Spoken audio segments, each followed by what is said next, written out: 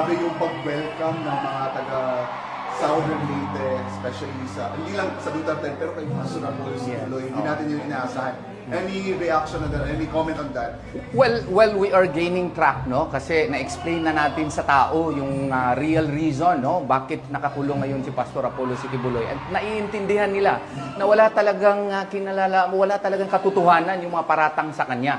And the people have now understood that it is just a political, propaganda. So that if you destroy Pastor Apollo Siquijoloy, you'd likewise destroy President Rodrigo Roa Duterte. So pati na si Inday, naiintindihan na yan ngayon ng tao. Kaya instead of hating Pastor Apollo Siquijoloy, they are now loving Pastor Apollo Siquijoloy because they have understood the fact that Pastor Apollo Siquijoloy is a loyal friend. Hindi nang iiwan si Pastor, naiintindihan na yan ng taong bayan. Kaya hindi rin ako magtataka kung aakyat na yan sa survey, sa totoong survey sa buong Pilipinas si Pastor. Mananalo tayo. I have faith that mananalo si Pastor Apollo Siquijoloy. Kumbaga, attorney,